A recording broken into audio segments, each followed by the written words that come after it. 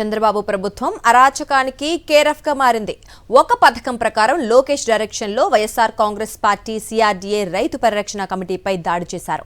పైగా ఎవరైతే దాడి చేశారో వాళ్ల చేతే పోలీసులకు ఫిర్యాదు ఇప్పించి అక్రమంగా ఎస్సీ ఎస్టీ కేసులు పెట్టారు.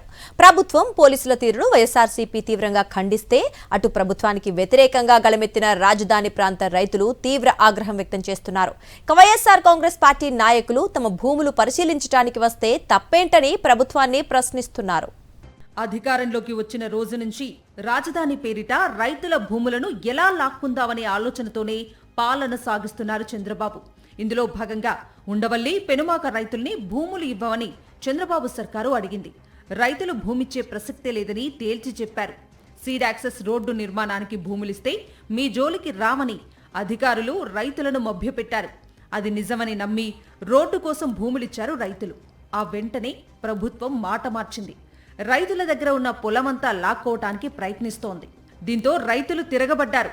పెనుమాక రైతులైతే రాజధాని 29 గ్రామాల నుంచి తమను మినహాయించాలని గుంటూరు కలెక్టర్కు మెమొరాండం అందించారు. దీంతో కొత్త కుట్రకు తెరలేపారు కొంతమంది. పెనుమాకలో కొండవీటిబాగు గట్టు తెంపేసి భూములు ఇవ్వని రైతుల పొలాల్లోకి కొండవీటిబాగు నీటిని మళ్లించారు. దీంతో రైతులంతా వైఎస్ జగన్మోహన్ రెడ్డిని కలిశారు. అండగా ఉంటామని మాటిచ్చిన వైఎస్ జగన్ 2 కమిటీలను ఏర్పాటు చేశారు. ఇందులో భాగంగా వైఎస్ఆర్సీపీ ఏర్పాటు చేసిన రైతు పరిరక్షణ కమిటీ పెనుమాక బయలుదేరింది. అలా వెళ్లిన వైఎస్ఆర్ కాంగ్రెస్ పార్టీ నాయకులపై దాడి చేయాలని పచ్చమూకలు ముందుగానే కుట్ర పన్నాయి. వైఎస్ఆర్ కాంగ్రెస్ పార్టీ నాయకులు ఉండవల్లి నుంచి పెనుమాకకు వెళ్తుండగా ఒక్కసారిగా పచ్చగుండాలు వాహనాలపై దాడులు చేశారు. దాదాపు గంట పాటు విధ్వంసం సృష్టించారు.